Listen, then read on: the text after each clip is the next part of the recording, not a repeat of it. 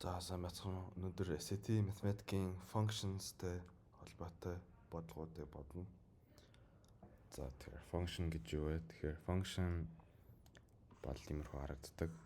Тэгэхэд fx нь x-ийн оронд ямар ч тоо тавихаар энэ x-ийн оронд тавьдаг. За тэгэхээр энэ бол f2 бол энэний хувьд 5 гэсэн. Тэгээд бас line шугамны equation дээр fx нь y-тэй тэнцүү equal to y. So, question 2. In the portion of the xy plane shown above, for how many values of x does fx equals gx?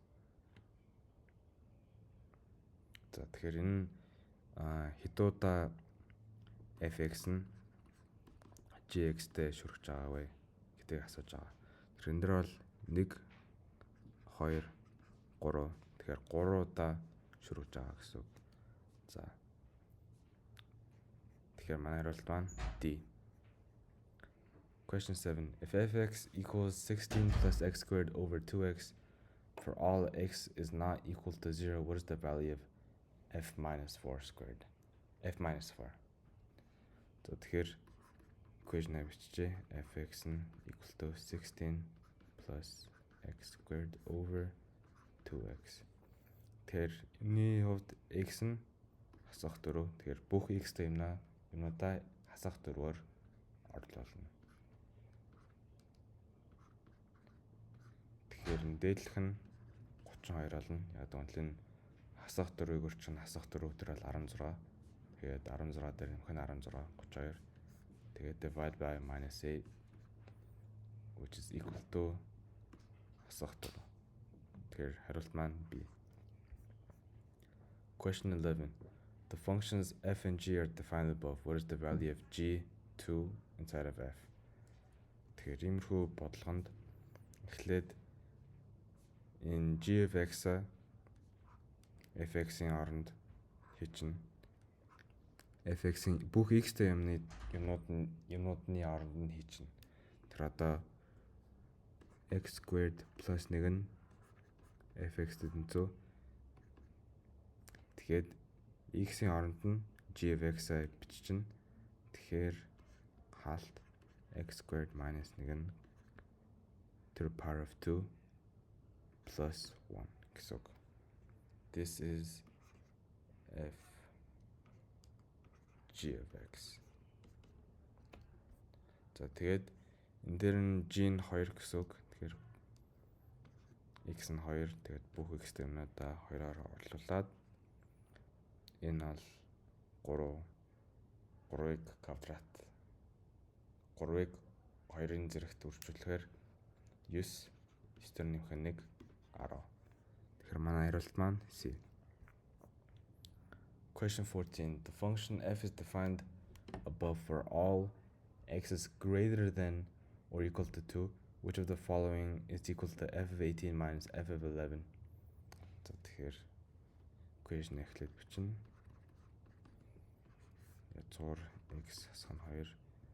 Тэгээд f 18 хасах 2 нь 2-тэй тэнцүү. Тэгэхээр энэ бол 16-г язгууртахаар 4. За тэгээд f of 11 is equal to 21 хасах нь 2.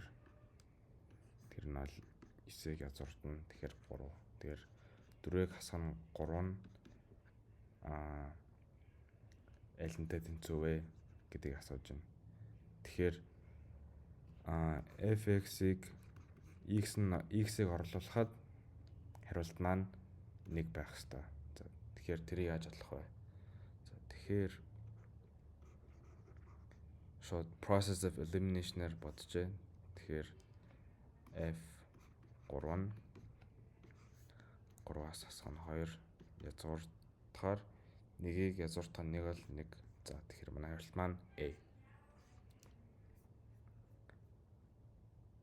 The function f of x equals x cubed plus 1 is graphed in the xy plane above.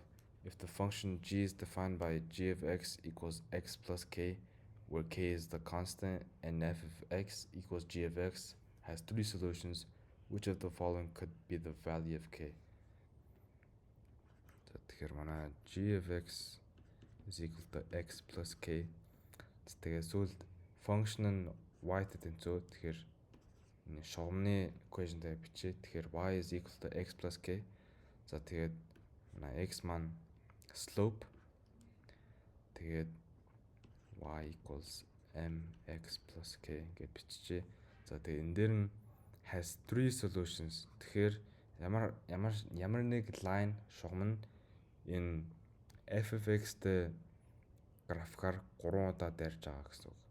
Тэгэхээр аль 3 талд нь дайрах боломжтой вэ? Тэгэхээр манай граф маань иймэрхүү харагдана. Тэгэхээр энэ дээр нэг дайрж байгаа, энэ дээр нэг дайрж байгаа, тэгээд энэ дээр нэг дайрж байгаа. Тиймэрхүү харагдана гэсэн үг. За. Тэгэхээр гээд биччихье. Тэгээд манай slope маань нэгээр борон явхад дахиад нэгээр дээш явж байна. Тэгэхээр m нь нэгтэй тэнцүү.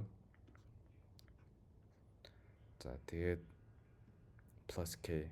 Тэгээд plus k нөгөө y equals mx plus c value-тэй адилхан. Тэгэхээр ийм нэг чигээр явж байгаа line-ыг хитээр өргөвөл энэ g of x-ыг 3 удаа шүргэх вэ гэсэн үг. Тэгэхээр энэ line-ыг нэгээр дээш явуулахад 3 удаа шүргэж байна. Тэгэхээр манай хариулт маань 1. Тэгэхээр C. So, thank you for watching.